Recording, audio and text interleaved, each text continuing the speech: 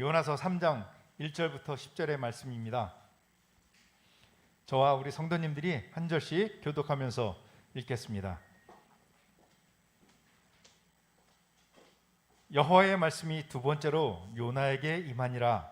이르시되 일어나 저 큰 성읍 니느웨로 가서 내가 내게 명한 바를 그들에게 선포하라 하신지라. 요나가 여호와의 말씀대로 일어나서 니느웨로 가니라. 니느웨는 사흘 동안 걸을 만큼 하나님 앞에 큰 성읍이더라. 요나가 그 성읍에 들어가서 하루 동안 다니며 외쳐 이르되 40일이 지나면 니느웨가 무너지리라 하였더니 니느웨 사람들이 하나님을 믿고 금식을 선포하고 높고 낮은 자를 막론하고 굵은 베옷을 입은지라. 그 일이 니느웨 왕에게 들리매 왕이 보좌에서 일어나 왕복을 벗고 굵은 베옷을 입고 제 위에 앉으니라. 왕과 그의 대신들이 조서를 내려 니느웨에 선포하여 이르되 사람이나 짐승이나 소떼나 양떼나 아무것도 입에 대지 말지니 곧 먹지도 말 것이요 물도 마시지 말 것이며 사람이든지 짐승이든지 다 굵은 베옷을 입을 것이요 진짜 하나님께 부르짖을 것이며 각기 악한 길과 손으로 행한 강포에서 떠날 것이라.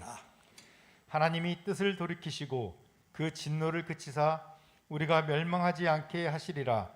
그렇지 않을 줄을 누가 알겠느냐 한지라. 하나님이 그들이 행한 것 곧 그 악한 길에서 돌이켜 떠난 것을 보시고 하나님이 뜻을 돌이키사 그들에게 내리라고 말씀하신 재앙을 내리지 아니하시니라. 아멘. 다시 외쳐라 라는 제목으로 장만덕 목사님께서 말씀을 전해주시겠습니다. 주 하나님 아버지, 분주하고 바쁜 세상 속에서 쫓기다가 썩어질 양식을 구하고 오늘 이 시간 하나님의 말씀인 썩지 아니할 양식을 우리 가운데 허락하여 주셨사오니 말씀이 생명이 만나 영혼의 양식이 되게 하시고 위로와 소망이 넘치는 말씀이 되게 하시고 하나님의 놀라운 비전과 사명이 무엇인지를 깨닫는 귀한 시간이 되기를 소망할 때에 예수님 이름으로 기도합나이다. 아멘. 그림 한번 볼래요? 이분이 누구신지 아시겠죠? 전국 노래자랑 송혜 선생님입니다. 그리고 그 부인과 함께 애적에 꼭 껴안고 사랑을 고백하던 부인입니다. 부인인데 부인 이름이 석옥이 권사님이세요. 석옥이 권사님. 그리고 요거는 이제 송혜 선생께서 부인의 그 묘지 옆에 안장되는 모습이죠. 모습을 볼 수 있습니다. 우리 다 같이 한번 읽어볼까요? 시작. 영면과 영생과 영벌의 차이는 무엇입니까? 그런 거죠. 여러분, 국민 MC로서 사랑과 존경을 한 몸에 받았던 송혜 선생님이 6월 8일 95세 일기로 소천했다. 그런 말이에요. 고인은 원래 항해도 해주에서 살던 중에 일사후퇴 때 연평도를 거쳐가지고 이제 부산으로 왔어요. 저희 집은 일사후퇴 때 항해도 해주에서 백령도를 거쳐가지고 인천으로 들어왔습니다. 근데 이때 송혜는 70년간 유랑극단의 전국 노래 자랑을 통해서 할머니 할아버지들을 이제 청춘으로 만들고 무대 위에 선 가수를 스타로 만들면서 전국의 모든 우리 시청자들의 큰 즐거움과 기쁨을 주었던 국민 MC, 또 기네스북에도 기록된 정도로 위대한 MC다. 그런데 그 고인에게 외아들 하나가 있었어요. 1986년에 25살에 교통사고로 잊어버려요. 한강대교를 넘어가다가 교통사고를 나서 죽습니다. 그래서 송혜 선생의 가슴에는 늘 그 자식이 묻어 있었죠. 그리고 고인에게 부인 고속옥이 권사가 2018년에 지금으로부터 4년 전에 소천에서 아주 독실한 크리스찬이었습니다. 더 사랑 처치를 다녔어요. 그러니까 그 사랑교회라는 데를 다녔죠. 고인은 대구 달성면의 그 부인 권사의 그 묘지 곁에 장사를 지냈어요. 그래서 영면하게 되었다. 영원히 잠에 들게 되었다. 놀라운 사실은 뭐냐면 고 송혜 선생께서 임종 직전에 병원에서 이제 손녀딸의 영적 기도를 받았다는 사실 아세요? 그래서 예수님을 소개했더니 아멘 아멘 하면서 믿어야지 예수님을 영접했다는 놀라운 사실에 그 딸과 그 손녀가 같이 교회를 지금 잘 다니고 있는 중이죠. 그리고 송혜 선생의 그 입관 예배 때 목사님 두 분이 와서 입관 예배를 드렸다는 이 사실을 여러분 기억하시면 좋겠어요. 연예계 후배들이 조사하기를 이제 영면하시기를, 그리고 하늘의 별이 되어서 별들에게도 전국 노래자랑을 해주세요. 이제 그런 말을 했었습니다. 특별히 이제 그 뽀시기 이용식 씨 있죠, 코미디언. 그분이 되게 예수님을 잘 믿어요. 뚱뚱하신 분이죠. 그분이 조사할 때 뭐라 그랬는지 아세요? 송혜 선생님은 천국에서 천국 노래자랑을 인도해 주세요. 그런 조사를 했었거든요. 그래서 여러분들 지금 영면, 근데 영원히 잠을 자는 거예요. 영원히 잠을 잘까요? 여러분 영생, 그 다음에 영벌과 영면의 차이는 무엇이라고 생각합니까? 여러분 영생이라는 것은 영원히 사는 거잖아요. 영벌은 영원히 벌을 받는 겁니다. 영면은 영원히 잠을 자는 거예요. 여러분 여러분들 가족 가운데 영벌에 처해 있는 사람이 있습니까? 그러면 영생을 얻도록 여러분들께서 예수님을 전해야 되지 않을까요? 그게 전도잖아요. 송혜 선생의 그 외손녀가 할아버지 예수님 꼭 믿으셔야 돼요. 아멘 아멘 믿어야지 그랬다라는 거예요. 그게 전도입니다. 그러니까 여러분들도 전도를 해야 된다는 거. 오늘 본문을 보면은 요나가 전도하는 모습을 볼 수 있어요. 이 상황 속에서 우리가 은혜를 좀 나누려고 하는데, 요나는 처음에는 여러분에게 말씀을 드렸지만 불순종했잖아요. 하나님의 얼굴을 피해가지고 이제 도망가다가, 그죠? 큰 노도강풍 대풍을 만나가지고 이제 사망의 절에 들어갔을 때 결국은 하나님께서 예비해놓으신 물고기 뱃속에 이제 들어가게 되죠. 그래서 철저히 나홀로 부흥회를 3일 동안 하잖아요. 그래가지고 회개하고 하나님을 바라봤을 때 그 물고기가 이제 요나를 토해요. 그래서 이 육지를 나와서 결국은 순종하는 사람이 되고 전도자가 되었다, 선교사로 파송을 받았다, 그런 말이에요. 그래서 4절을 볼 것 같으면 일어나 저 큰 성읍 니느웨로 가서 내가 내게 명한 바를 선포하라. 여호와의 말씀이 두 번째로 임하였을 때 요나는 그 말씀에 즉시 순종하였더라. 그리고 이러한 요나의 순종은 자기 자신의 그 구원을 받았을 뿐만 아니라 살아났을 뿐만 아니라 하나님의 임박한 심판에 있었던 그 니느웨 사람들까지도 다 살릴 수 있는 놀라운 통로가 되었다는데 우리가 은혜를 나눌 수 있잖아요. 그래서 오늘 본문에서 니느웨 부흥운동을 모델로 삼아서 부흥을 일으키려면 우리는 어떻게 해야 될까? 니느웨라는 큰 거대한 제국의 수도에 가가지고 복음을 전도했던 이 요나를 모델로 삼아서 우리가 전도를 일으키려면 어떻게 해야 될 것인가를 오늘 우리가 생각해 보려고 하는 거죠. 자, 첫째로 우리가 전도의 부흥을 경험하려면 첫째로 다 같이 시작. 다시 일어나라. 뭐라고요? 다시 일어나라. 자, 요나가 물고기 뱃속에서 이제 나와가지고 지금 어디로 향하고 있습니까? 드디어 니느웨로 지금 향하고 있는 모습을 볼 수 있거든요. 자, 2절 한번 읽어봐요. 2절 다 같이 시작. 일어나 저 큰 성읍 니느웨로 가서 내가 내게 명한 말을 그들에게 선포하라 하신지라. 아멘. 원래 여러분 요나라는 이름을 아시겠어요? 요나라는 이름의 뜻을 아시겠어요? 이렇게 물어보잖아요. 원래 요나라는 이름은 비둘기예요. 성은 비고 이름은 둘기죠. 그러니까 비둘기 그러면 어때요? 매우 순한, 그죠? 순진한 그런 이름 아닙니까? 그리고 좀 아름다운 이름이죠. 아마도 그의 아버지가 사랑하는 아들 요나에게 그랬을 거예요. 하나님의 말씀을 전파하는 아주 순종의 아들이 되라. 그리고 너는 아름다운 인생의 역사를 써내가야 돼. 그래서 비둘기라고 이름을 줬을 것이다. 그렇게 우리가 생각할 수 있잖아요. 그러니까 기쁜 소식을 전해주는 비둘기처럼 그의 아들이 하나님의 말씀을 증거하는 자랑스러운 아들이 되기를 기대하면서 누가?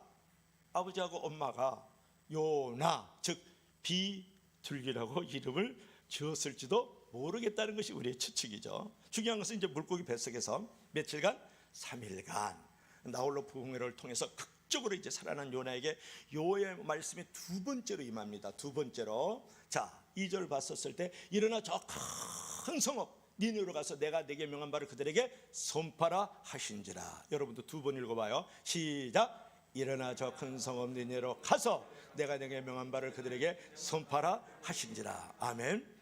그러니까 하나님은 요나에게 말씀을 이제 두 번째로 주시는 거예요. 두 번째 기회를 주셨다 그런 말이거든요.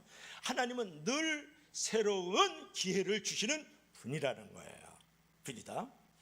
그래서 우리는 그때 기회를 주실 때마다 요나처럼 일어나서 우리가 하나님이 주신 기회에 순종할 줄 알아야 된다는 거예요. 주의 성수를 기본 틀로 삼고 기도와 말씀으로 앞세워 가지고 현재 실패한 자리 속에서도 찬란한 꿈을 잃지 말아야 된다. 왜냐? 하나님께서 다시 기회를 주셨기 때문에. 너 한 번 말하는 거 끝이야. 너 두 번 없다. 알았지? 말 잘 들어? 이게 사람이 하는 말이에요. 하나님은 한 번 말 안 들으면 끝이야. 그런 적이 없어요. 요나에게 두 번째로 다시 하나님의 말씀이 임했던 것처럼 여러분들이 잘못이 있을 수 있어요. 실수가 있을 수 있습니다. 넘어질 수 있어요. 주저앉을 수 있어요. 그때 하나님께서는 다시 기회를 허락하여 주시는 줄로 믿을 수 있길 바랍니다. 그래서 우리가 현실의 장벽이 높아도 절대 포기하지 마세요. 하나님이 도우시면 얼마든지 다시 장벽을 뚫고 나갈 수가 있다고요. 지금도 늦지 않았습니다. 과거의 실패에 연연하면 안 돼요. 묶이면 안 돼요. 갇히면 안 돼요. 일생 도움이 안 되는 게 과거에 묶이는 거잖아요. 하나님 안에서 얼마든지 내가 나아갈 수 있다라는, 다시 새로운 역사를 쓸 수 있다라는 믿음을 가지고 여러분이 일어설 수 있기를 바랍니다. 이게 중요하죠. 그런데 중요한 것은 어제 요나에게 하나님께서 말씀하셨을 때 너는 일어나, 여기에서, 그리고 큰 성읍 니네로 가서, 그리고 나서 외쳐라, 그러니까 선포하라 그랬거든요. 여기서 중요한 단어가 세 가지가 있었다 그랬죠. 뭐라고요? 너는 일어나, 두 번째로 가서, 세 번째로 외쳐라, 선포하라 그랬거든요. 여기서 가라는 말은 뭐냐, 일어나라는 말은 무슨 말이냐 그러면 우리가 십자가를 지고 죽으세요, 이런 말을 많이 하거든요. 그건 이제 희생하라는 그런 얘기예요, 사실은. 그래서 이제는 일어나야 되네. 십자가를 지고 일어나야 된다는 거예요. 일어나야 돼. 죽을려만 그러지 말고. 그리고 이제 가라는 말은 뭐예요? 이제 요나는 니느웨로 가라 했지만 여러분의 니느웨는 어디예요? 여러분의 가정이죠 뭐. 여러분의 니느웨는 어디예요? 직장일 수 있고 사업일 수 있고. 여러분의 니느웨는 어디예요? 캠퍼스에 있을 수 있고, 그죠? 그 다음에 영어로 했으니까 처치일 수 있지, 교회지 뭐. 그럴 때 우리가 거기가 니느웨인 줄 알고 갈 줄 알아야 된다는, 그러니까 일주일에 하루 1시간을 예배를 잘 드리고 나서는 우리가 6일 동안 니느웨라는 이 세상 속에 들어가야 된다는 거예요. 그래서 열심히 살아야 된다는 거예요. 무엇을 위해서? 그게 중요해. 외쳐야 된다는 거예요. 무엇을? 복음을 외쳐라. 그러니까 너는 일어났죠? 그러면 가야 돼. 세상 속으로 가서 외쳐야 돼. 무엇을 외쳐야 돼요? 노래방에 가서 딜라일라? 그렇게 아니고 복음을 외쳐야 되고, 십자가를 외쳐야 되고, 예수님을 외쳐야 되고, 하나님을 외쳐야 되고, 은혜와 진리를 외쳐야 되는 줄로 믿을 수 있기를 바랍니다. 우리가 희생의 십자가를 짊어지고 일어나서 우리가 세상 속으로 들어가면 무엇을 외쳐야 됩니까? 복음을 외쳐야 된다 이거예요. 누구처럼? 요나야처럼 말이죠. 여러분, 이러한 것들은 하나님께서 그리스도인들에게 맡겨주신 전도의 지상 명령을 가장 실감 있게 묘사해 준 단어가 일어나라, 그리고 가라, 그 다음에 외쳐라, 이렇게 말씀하고 있는 거예요. 두 번째 요나에게 하나님의 음성이 그렇게 들려진 거죠. 여러분, 일어나라는 말은 뭐냐면 안일한 자리에 머무는 사람은 이 성교 명령에 복종할 수 없어요. 일어나라고 말씀합니다. 그리고 다시 외칩니다. 가서 외쳐라. 우리는 이 말씀에 얼마나 복종할 수 있는가라는 것을 생각해 봐야 될 줄로 믿을 수 있기를 바랍니다. 그래서 첫 번째 우리에게 주시는 말씀은 일어나야 된다는 거. 자, 두 번째로 다 같이 시작. 다시 전도하라. 다시 한번 시작. 다시 전도하라. 지금 요나가 니느웨라는 큰 성읍 도시, 즉 거대한 아수르 대제국의 수도에 가서 전하고 있는 거예요. 지금으로 말하면 이라크 모술 지역이에요. 그 IS 멤버들이 막 사람을 살해하는 그 동네 있잖아요. 거기에 지금 이라크 모술을 말하는 데서 예수천당 불신적, 오늘 성경적인 표현을 할까요? 40일이 지나면 이 성이 무너집니다. 그리고 지금 전도하고 있는 장면이거든요. 자, 3절 4절 한번 읽어볼까요? 다 같이 시작. 요나가 여호와의 말씀대로 일어나서 니느웨로 가지라. 니느웨는 사흘 동안 걸을 만큼 하나님 앞에 큰 성읍이었더라. 요나가 그 성읍에 들어가서 하루 동안 다니며 외치르되 40일이 지나면 니느웨가 무너지리라 하였더라. 아멘. 3절 보이시죠? 여러분, 일어나서 저 큰 성읍 니느웨로 가가지고 내가 명한 바를 그들에게 가서 선포하라.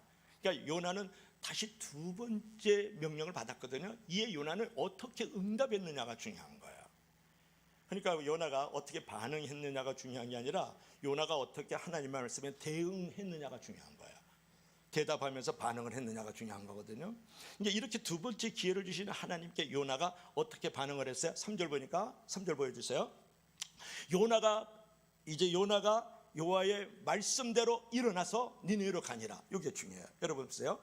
여호와가 자기 생각대로 일어나서 아니요. 요나가 자기 철학대로 일어나서 아니요. 자기 사상대로 일어나서 아니요. 자기 경험대로 일어나서 아니요. 자기 계획대로 일어나서 아니고 여호와의 말씀대로 일어났다라는 것이 중요해요. 그래서 니느웨로 가는 거예요. 니느웨로.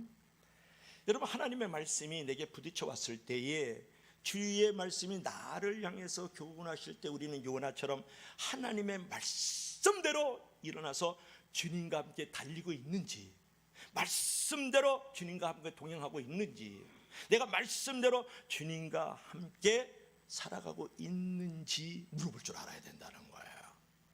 여러분, 성경은 요나가 여호와의 말씀대로 일어나서 어디로 갔다고요? 니느웨로 갔다고 그랬단 말이에요. 그러면 여러분 한번 생각해 보세요. 말씀대로 니느웨로 갔는데 니느웨는 어떤 동네예요? 니느웨는 여러분 혹시 니느웨에 대해서 혹시 아세요? 니느웨 성이 어느 정도인지 아시겠어요? 니느웨는요, 사흘 동안 걸을 만큼 하나님 앞에서 큰 성읍이었다. 사흘. 지금 이라크 모술 지역이거든요. 최대의 그 이라크인들의 근거지예요. 그러니까 당시 아수르에 수도했던 니느웨는 성벽 둘레가 96km 정도, 90km가 넘어요. 그 다음에 성벽 높이가 30m가 넘어요. 한 34m 정도. 그리고 이 성벽 위에 마차가 3대가 달려요. 여러분, 우리나라에 마차 3대가 달리는 성벽이 있어요? 없어요. 그게 몇 킬로냐면 13km예요. 그리고 높이가 65m가 되는 높은 망대가 성에 1,500개가 있다는 거 아니에요. 그리고 적군이 쳐들어오지 못하도록 그 니느웨 성은 도시 가운데로 강물이 흘리고 도시 바깥으로 외곽으로도 강물이 흘러요. 그래야 적군이 못 쳐들어오는 거거든요. 강물이 있으니까. 그리고 아수르 민족이 얼마나 포악스러운지 전쟁의 여신이고 우주의 여왕이던 이시타로 여신을 섬겼어요. 그에도 많은 우상을 섬겼거든요. 그림 한번 볼래요? 이게 누구냐면 아수르 제국의 왕이에요. 그리고 이제 포로로 잡았어요. 고관 대적들을 포로로 잡았는데 지금 아수르 대왕이 자기가 직접 창으로 이 고관 대적을 포로로 잡아서 눈을 찔러요. 내가 살려만 주면 내가 이 아수르 제국에서 큰 충성을 하겠습니다. 그랬더니 아니야, no. 그냥 창으로 눈을 찔러서 장인을 이제 만들어 버리고 맹인을 만들어 버리고 그 다음에 입에다가 자갈을 물려가지고 끌고 가요. 그 정도로 이 아수르 왕도 잔인했다. 그 외에도 제가 많은 걸 말씀드릴 수 있는데 여러분, 교회가 이제 예배 끝나고 나서 집에 가잖아요. 그럼 그 생각만 날까봐 제가 더 이상 얘기를 안 했어요. 게다가 거기에 좌우를 분별하지 못하는 자가 12만 명. 요나서 4장 11절에. 실제로는 많은 그 주석가들이 또는 글을 쓴 이들은 전체 인구가 약 한 50만 명 되었을 것이다. 그 당시 니느웨 성, 지금 이 부천시가요 몇만 명, 80만 명 좀 넘었습니다. 제가 어제 확인을 해봤더니 80만 명 바로 넘었더라고요. 그러니까 그 당시에 50만 명이라는 것은 니느웨 성이 얼마나 큰 이제 제국의 수도의 성이었는지 우리가 이제 깨달을 알 수 있는 거죠. 중요한 것은 이 니느웨를 갖다가 하나님이 큰 성비라 그랬거든요. 그러니까 정말 큰 성읍이었다는 크다는 뜻도 있지만은 이 큰 성읍 니느웨를 했을 때 이 큰 성이라는 것은 제약이 크다라는 암시도 거기에 숨어 있다라는 거예요.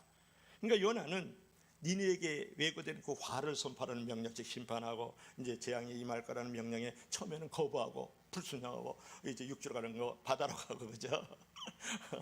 이제 동쪽으로 가는 거 서쪽으로 도망가잖아요. 거부했죠. 두 번째 하나님의 음성이 들렸을 때 순종해서 일어나 가서 이 큰 성읍 니느웨를 위해서 복음을 전파했다는 거예요. 근데 마침 요나가요, 니느웨 성에 들어가서 하루 동안만 다니면서 5마디 단순한 말을 해요. 1년 동안? 다시 물어봐요. 10년 동안? 아니요.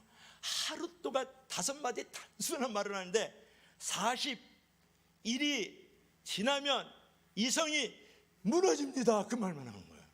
그리고 하루길만 가요. 하루길. 여기 중요한 메시지가 있는데요. 원래 아까 성경에도 말씀했지만은 90km인데 3일 길을 걸어가야 되거든요. 이 성을. 근데 하루길만 갔어요. 그러니까 90km가 되는 성을 3일 길을 걸어야 되는데 직선으로 오면 하루길이 된다는 거야. 그러니까 요나가요, 하루만 전도를 했어요. 하루만 전도를 하는데 이제 놀라운 역사가 일어났는데, 왜 40일이 지나면 이성이 무너집니다 5마디만 했을까? 왜 하루길만 전도했을까? 원래 3일길을 전도를 해줘야 되거든요. 기본적으로 구석구석 다니려 그러면요. 근데 아직도 이 요나의 마음속에는 이 민족이 너무 마음에 안 드는 거예요. 이 나라가 우리의 원수 중에 원수고 우리를 압제하는 정도가 아니라 아주 짓밟고 뭉겨버리는 이 땅을 위해서, 이 민족을 위해서 내가 전도하기 너무 싫은 거예요. 그러니까 짜증나면, 불편한 마음, 여의치 않은 마음을 가지고 그냥 하루길만 아주 화려한 원변을 구사하지 않았다고. 왜냐하면 선지자면, 지금 목사 전도사면 그래도 이게 말이 좀 말빨이 있을 거 아니에요. 아무 말 안 하는 거예요. 40일이 지나면 이성이 망합니다. 그래서 하루길만 그냥 직선으로 가서 복음을 전했다라고 책에 나오더라고요. 보세요. 외국인이 왔어요. 누구예요? 이 이스라엘 사람이요. 요나는. 그렇잖아요. 여기는 어느 나라예요? 아수르 나라예요. 그러면서 서울 니느웨 성이 지금 와 있다고요. 서투른 현지어로 하루 동안 니느웨 멸망을 선포하는데 큰 역사가 일어났다라는 거예요. 화려한 언변을 구사하거나 대단한 사명감으로 무장해야 전도가 잘 되는 것이 아니라는,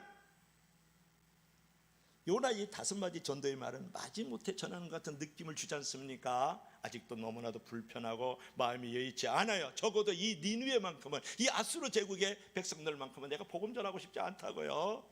그런데 하나님의 말씀에 의지해서 다시 일어나서 가서 외쳤더니 놀라운 역사가 일어났다라는 거예요. 여기서 우리가 교훈을 받고 싶은 건 뭐냐면, 선교 전략하고 막 전도할 때 너무 머리를 그냥 쥐어짜가지고 전략을 구사하고 뭐 돈이 얼마 들고 플랜이 어떻고 막 이런 일들이 있거든요. 나쁘다는 건 절대 아니에요.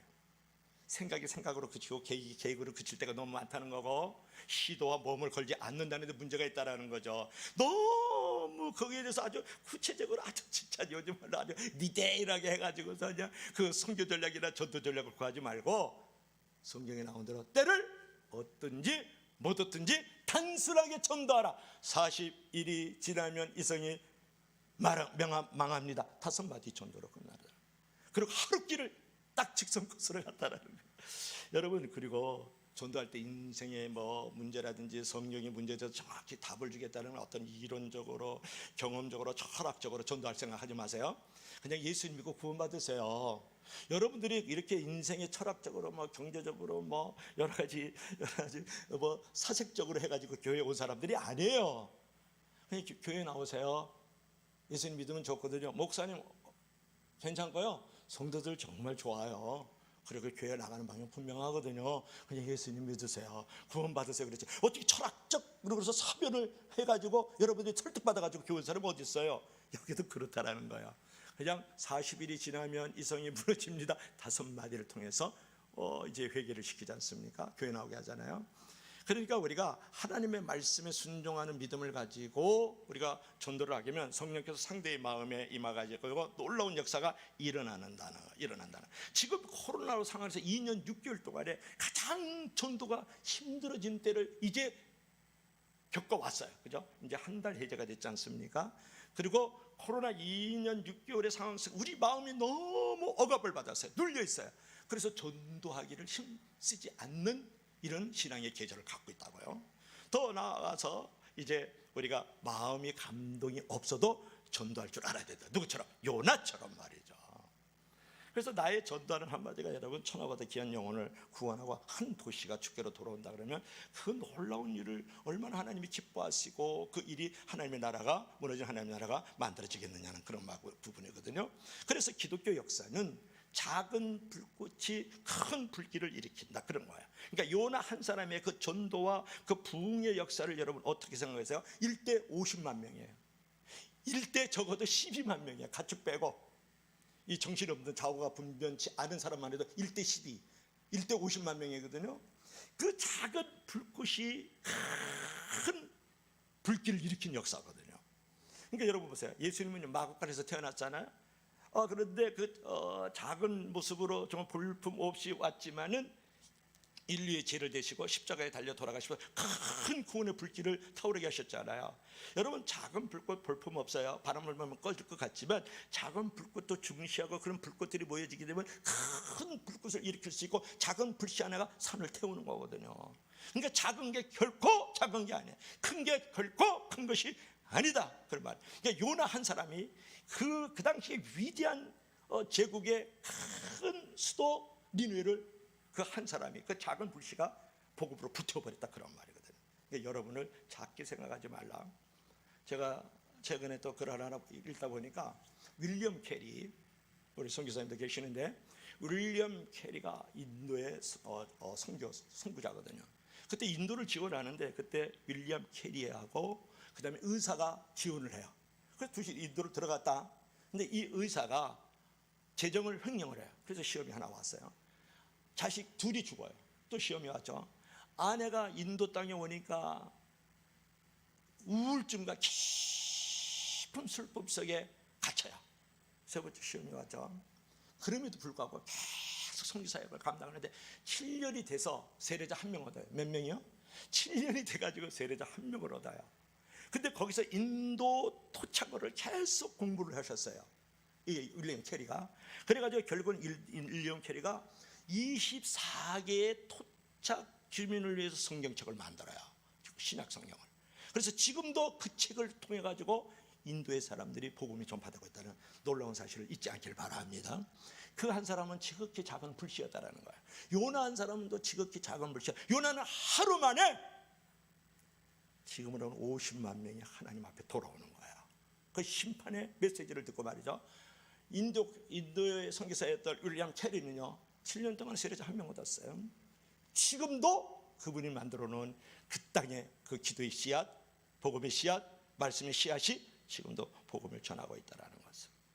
그리고 여러분, 요나 한 사람이 이 전도를 통해서 세상 모든 민족을 사랑하시는 하나님의 구원이 보이십니까?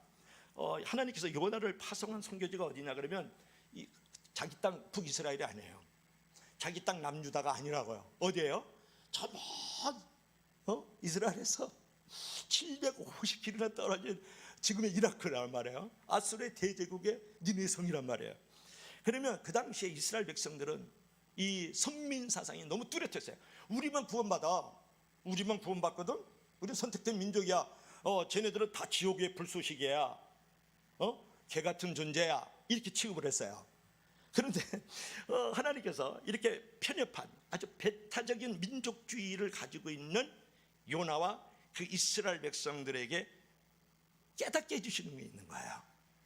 아니, 이스라엘 땅에서 지금 전도하기도 바쁜데, 저 남유다 가서 선교하기도 바쁜데, 아니 저 먼 땅에 가가지고 정말 우리하고는 진짜 원수 중에 원수요, 우리를 압제하고 짓밟고 심지어로 임신한 아기 있으면은 그 임신한 아기와 그 엄마를 갖다가 창으로 찔러 죽이고 어린애들을 개굴 자기가 집어던져서 죽이는 아주 잔악한 민족, 그걸 또 쌓아놓고 자랑하고 말이죠. 이런 민족에게 가가지고 복음을 전한다. 여기서 중요한 은혜가 있어요. 이스라엘들의 편협한 배타적 민족주의를 넘어서서 세상 모든 민족을 사랑하시는 하나님의 그 보편적 사랑과 구원의 은총을 깨닫게 해주시는 줄 믿을 수 있기를 바랍니다. 전 인류를 구원하시고자 하는 하나님의 그 뜨거운 열망을 이 요나와 이스라엘 백성들에게 가르쳐주고 있는 것입니다. 여러분, 심판날에 한 사람도 멸망치 않고 다 구원 얻는 것이 하나님의 뜻이다. 베드로서서 3장 9절에 뭐라고 말씀했어요? 주께서 오래 참으셔서 아무도 멸망치 않고 다 회개하여 구원 얻기를 원하노라. 이게 이제 베드로의 고백이잖아요. 이게 하나님의 고백이신 거예요. 믿을 수 있으면 다 같이 아멘 하시기 바랍니다. 그래서 우리는 전도해야 된다, 그런 거예요. 그 다음에 세 번째, 마지막으로 다 같이 시작. 다시 회개하라. 이제 회개하죠. 지금 이제 니느웨 그 수도에 있었던 이 백성들이 우상들을 끌어내려요. 우상들을 끌어내리면서 다 깨뜨리고 부셔뜨리고 있죠.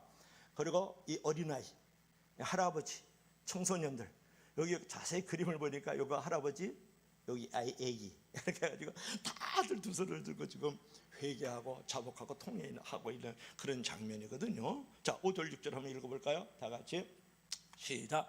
니느웨 사람들이 하나님을 믿고 금식을 선포하고 높은 자 낮은 자를 막론하고 굵은 베옷을 입은지라. 6절 시작. 그 일이 니느웨 왕에 들리며 왕이 보좌에 서르라 왕복을 벗고 굵은 베옷을 입고 제 위에 앉았다. 이렇게 말씀을 하고 있잖아요. 결국 뭐냐면 요나의 선포를 듣고 니느웨에 있는 모든 백성들이 이제 하나님을 믿고 금식을 선포하고 높은 자 낮은 자를 막론하고 굵은 베옷을 입었다. 심지어는 왕과 고관 대적들과 그리고 모든 천민에 이르기까지, 어린아이에 이르기까지, 심지어는 짐승들도 굵은 베옷을 입었다. 여러분, 나 굵은 베옷을 짐승들이 입었다는 게 참 이해가 좀 안 됐거든요.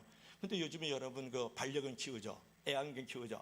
그러면 그냥 몸에다가 옷을 입혀요. 옷을 입혀 아주 그냥. 그리고 신발도 다 신겨. 그 모습 생각하면 되는 거야. 그러니까 짐승들에게 그렇게 옷을 입혔을 것이다. 그러니까 짐승도 굵은 베옷을 입었다 그랬어요. 근데 중요한 것은 여기서 굵은 베옷을 입었다. 이 굵은 베옷을 입은 이유는 뭐냐 그러면 하나님께 대해서 죄를 철저히 회개하면서 내가 겸손함과 슬픔을 보여주는 행위의 의식이에요. 그게.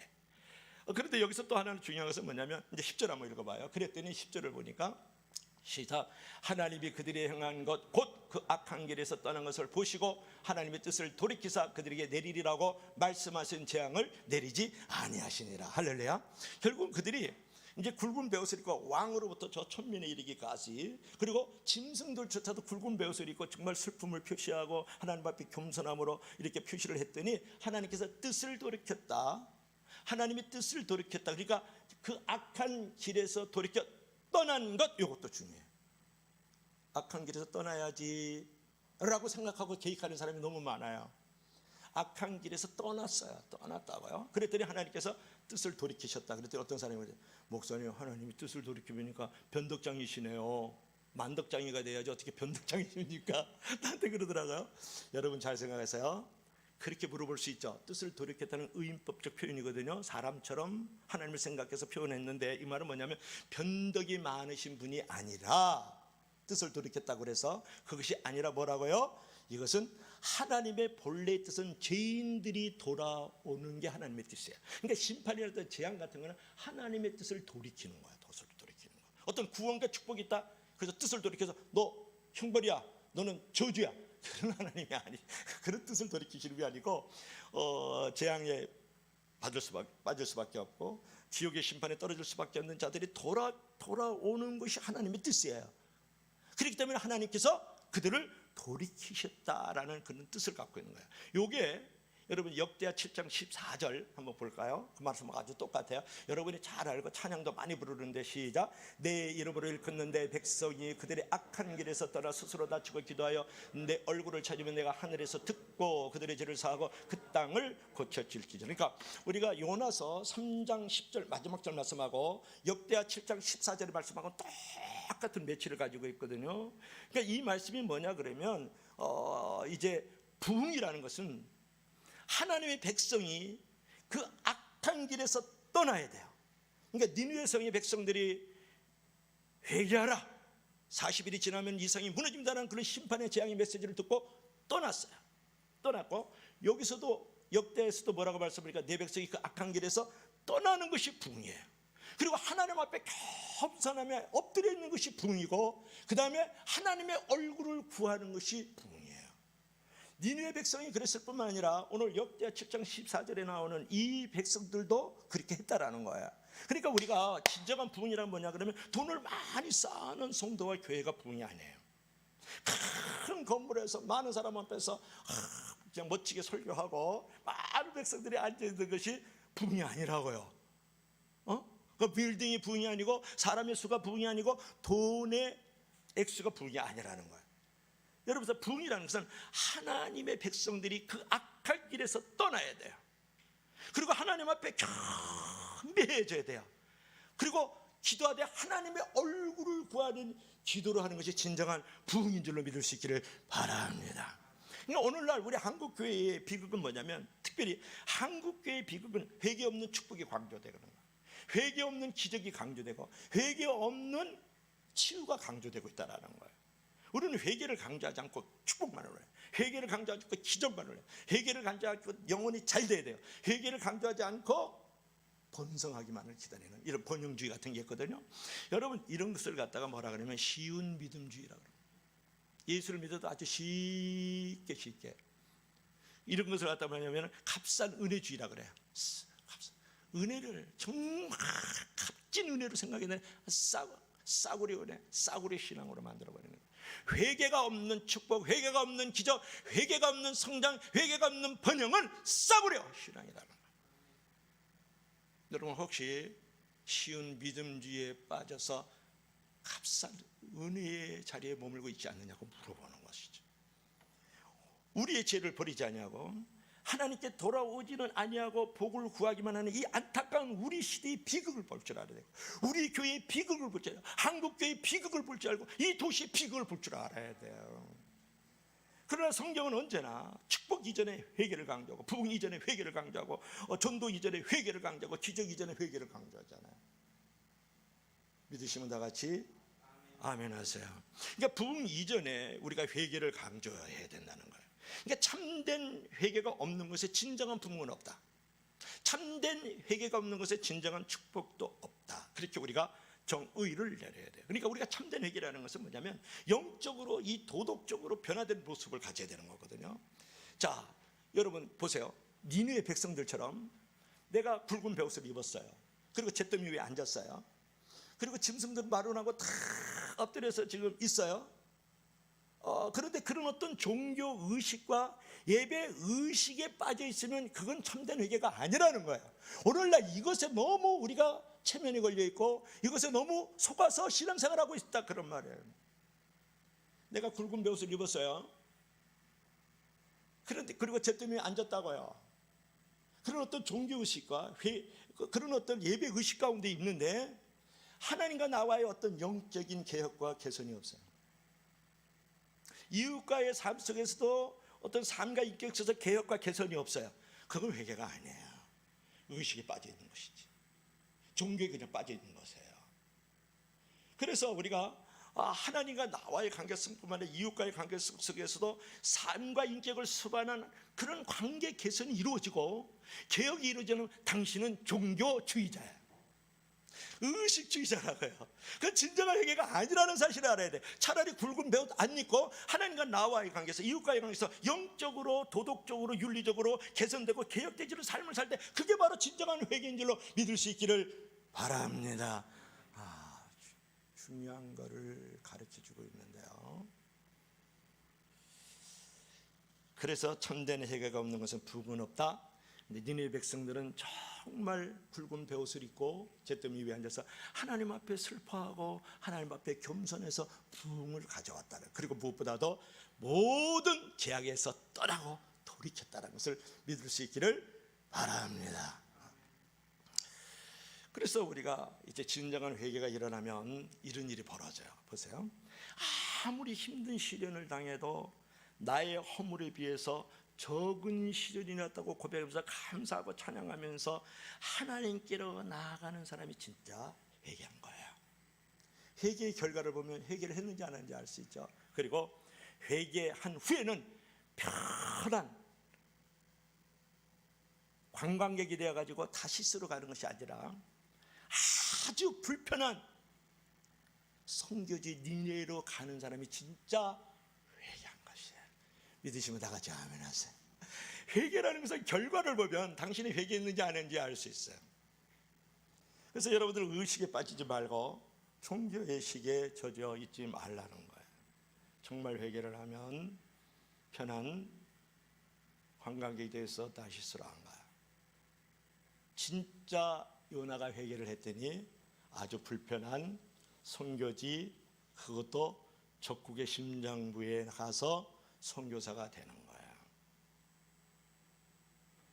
여러분, 하나님의 말씀에 순종하기 위해서 편한 자리에 있느냐 불편한 자리에 있느냐고 물어보잖아요. 그게 정말 회개한 자가 정말 리얼 크리스찬인지를 우리에게 가르쳐주는 거예요.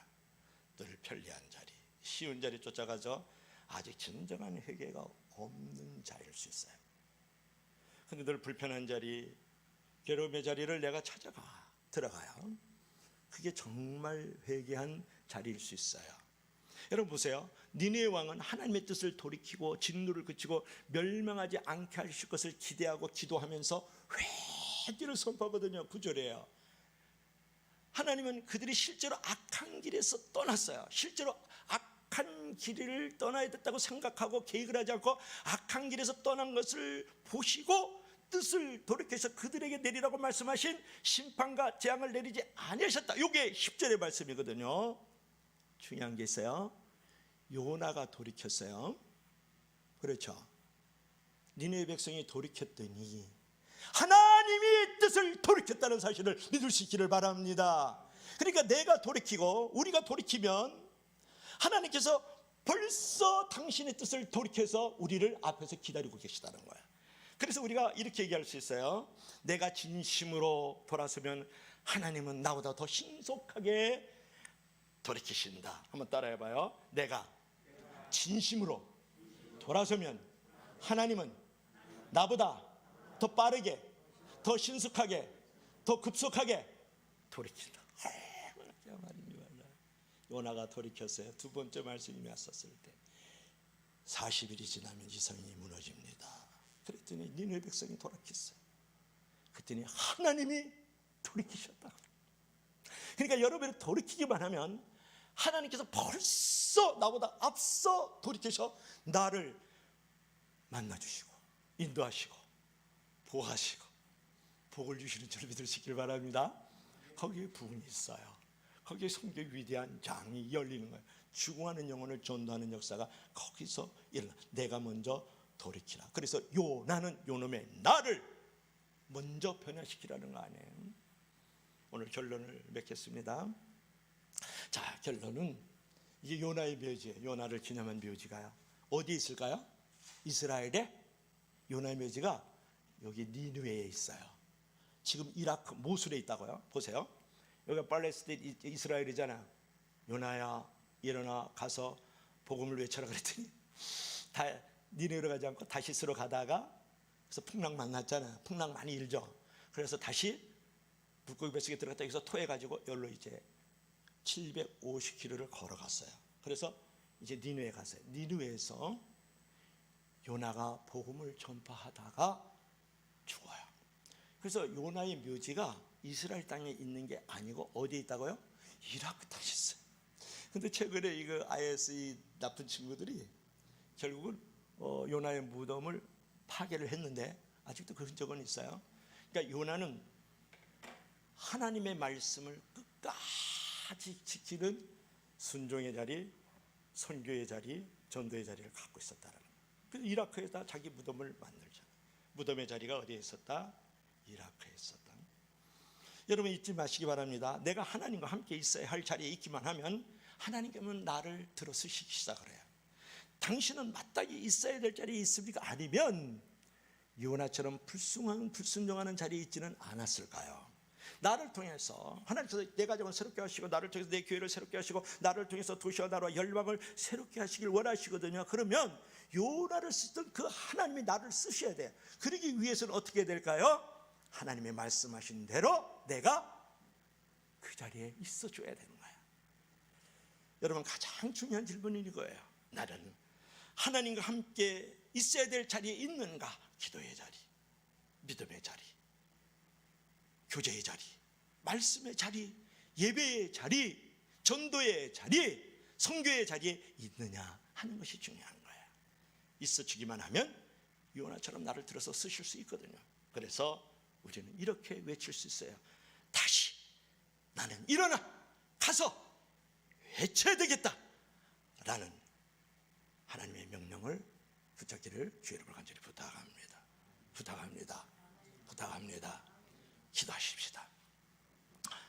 주 하나님 아버지, 오늘 요나는 너는 일어나 가서 외쳐라고 명령했을 때 그 말씀에 불순종했습니다. 그러나 다시 두 번째로 하나님의 음성이 들려졌을 때에 요나는 일어나 가서 복음을 전했습니다.